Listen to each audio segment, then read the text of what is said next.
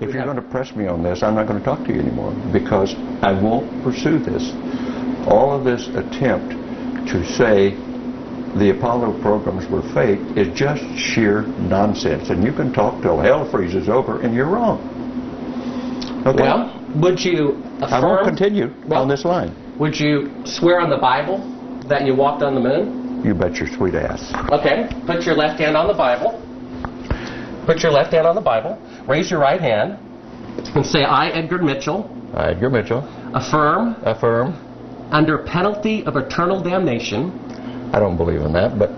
If you penalty of eternal damnation. That I walked on the moon on Apollo 14. That I walked on the moon on Apollo 14. Well, you know, you're the first astronaut to do that. We asked 6 other astronauts to swear on the Bible, and they refused to do it. Well, I don't particularly like to take oaths like that either, because I don't accept the Bible as a gospel of anything except a historical record. But we did go to the moon. You bet your sweet ass we went to the moon. Okay, turn off the camera. Your interview is done. I've given you all the time I'm going to give you. Okie dokie. Good to meet you. I don't say it's a pleasure. Understand. Please get your ass out of my house. Okay. And you came here under false pretenses, and I think you're an asshole. Well, and if you continue this, and if you press this, I will personally take you to court. I hope that you do. I invite you to. I'm going to give you my card so you can arrange that. And I'm encouraging you to arrange... You're frankly not worth it. No, we have you on the record saying you'll take me to court. I hope you do. Because we have proof that would prove it in a court of law that Apollo 11 didn't go to the moon. And I think it's something that you should see. I don't say that lightly, believe me. I don't say it lightly. You have joking, sir. People can have fun. And maybe do that if they feel like they want to have a little fun on a trip to the moon. As an independent producer... Okay, we're heading out. Doing that is against moral ethics. Lying about going to the moon is a satanic lie of gigantic proportions. I don't hit people, but you're going to be on the deck unless you get... I'm heading out. I appreciate it. And get the hell out of the black house. You'll get a gun and shoot them at them before they get out of the office? We have a video camera running if you want to do it. Right. That would be great footage for us.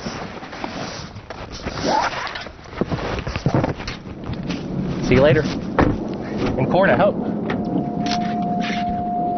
Want to call the CIA? Have them whacked.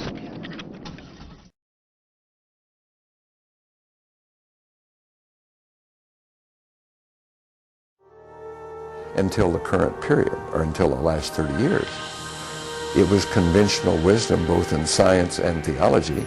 We're alone in the universe, the single repository of life, anywhere in the known universe. Well, no one believes that anymore.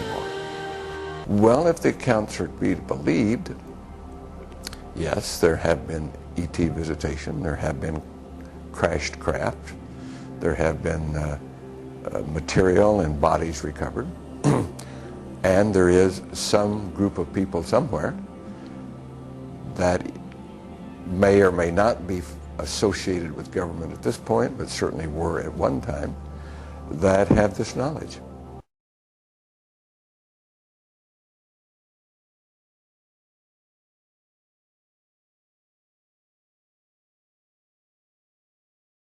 We are now joined by a distinguished American in West Palm Beach, Dr. Edgar Mitchell, the Apollo 14 astronaut, sixth man to walk on the moon.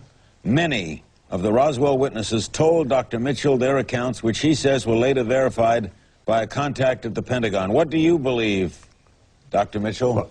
Well, I can say, Larry, I have no first-hand experience, but all of my experience comes from what I call the old-timers that at some point in their, before they passed on, and these were folks all gone now, and because I was who I was, because I lived in the area, I grew up in the area, and because I was an astronaut, some of them wanted to get it off their chest before they passed on, and I happened to be selected to hear their story. And all of them, as I heard some of the earlier testimony, all of them were under very severe oaths and fear and penalty for talking, but they did want to talk. I happen to have lived in the area, and the gossip, and I grew up in the area. And my family had farming and ranch holdings and farm machinery holdings. We knew many of the people, including the ranch where this was discovered. And in spite of all of the security oaths, etc., the talk in the community was of what it was, that it was a alien craft, and that survived all of the other stories and all of the other oaths and so forth. It was there for a long time. I happened to have lived there. As a matter of fact, Robert Goddard, the father of American rocketry, his farm was right down the road from ours, and I walked past his home every day going there. So I feel fairly well informed on all of this. And like some of your earlier witnesses, Larry, whose fathers talked to them or whose parents talked to them, and they were involved, we heard the same thing. We knew it. It was not really covered up. And so these stories did get out, even though the day after the official announcement had come out in the Roswell Record, in the newspaper, and was refuted the next day, there was a lot of snickering and laughing going on about what in the world's going on here.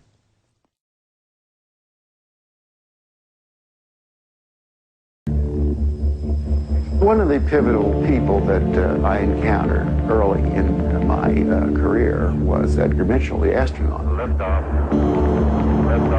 Edgar J. Mitchell, an Apollo mission astronaut, founded the Noetics Institute in Southern California. The Institute's charter was supposedly to develop alternative energy systems by attracting inventors from all over the country. Mitchell became extremely interested in De Palma's N machine. He made De Palma a paltry offer to buy out the invention, which De Palma naturally refused. He said to me that if I ever tried anything on my own in California, I would get my head blown off. So I was scared to death. The CIA operates through various very innocent-looking fronts to find out what people are thinking and what they're inventing. Now, what's more innocent than a benign institute founded on transcendental principles to help New Age inventors bring free energy into the world?